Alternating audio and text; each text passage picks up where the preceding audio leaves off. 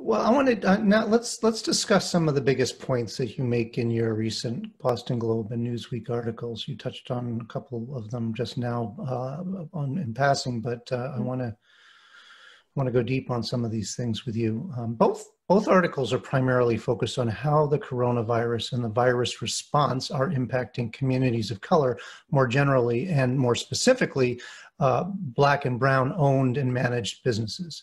The articles don't really focus on how the virus is affecting women, which is another major focus of your professional work. So just at the outset here, I'd be interested in knowing, do you see the bigger crisis of the moment being with communities of color? Is that why you chose to focus there rather than say on what women entrepreneurs are facing amid the lockdown?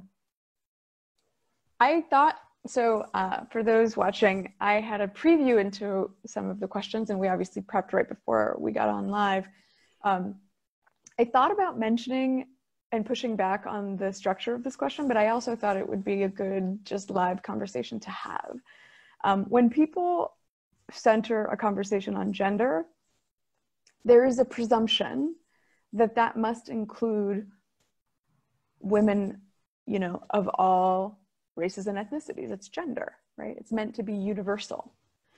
But when you look at the leadership of organizations that have historically focused on gender, when you look at even in the investment sector, you know, the portfolios and the funds that have historically focused on gender, and you look at the businesses that they invest in, what has practically happened when we focus on gender, even though one would think it meant it was inclusive of all women, is that white women have ended up taking up the majority of the oxygen and the majority of the capital.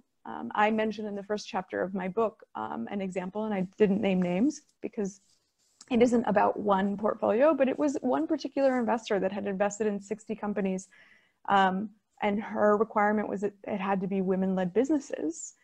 And of those 60 companies, not a single one was led by a woman of color, because too often when we say gender, it actually ends up meaning all white women. We were celebrating just this week some new record. I think we achieved 7-something% of women at the helm of Fortune 500 companies.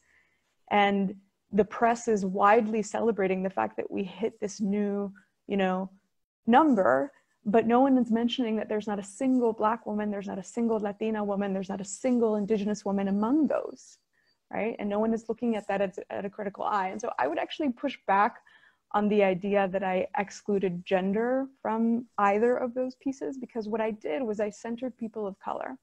And in centering people of color, there's just the mathematical reality that half of those people are women. So I'm actually centering women, but I'm centering women of color. And there's another reason why it's really, I think, important to know why I did that is because women are starting businesses at twice the rate of men in the United States. So when I center people of color, the thing that I'm also centering is the fact that not only are women starting more businesses than men and at a faster rate, but it turns out, and I've said this a few times, but the latest data is even bigger. The latest data shows that 8.9 out of every 10 of those women-owned businesses is started by a woman of color. So in centering people of color, I'm centering the single most entrepreneurial community in this country, which happens to be women of color. And I don't think anybody would, you know, take issue with the idea that, you know, if you're centering the group that happens to be the most entrepreneurial and that group happens to fit within, right, communities of color, you know, and the truth is, you know, those women who are the single most entrepreneurial community in the nation also are mothers, also, you know, are daughters of fathers, right? We center women just like oftentimes philanthropy does internationally, because in centering women, you're also centering families, and you're centering children, and you're centering all of those things that are so critical to the future of the economy and rebuilding after the crisis. So that both answers your question and maybe pushes back a little bit on the framing.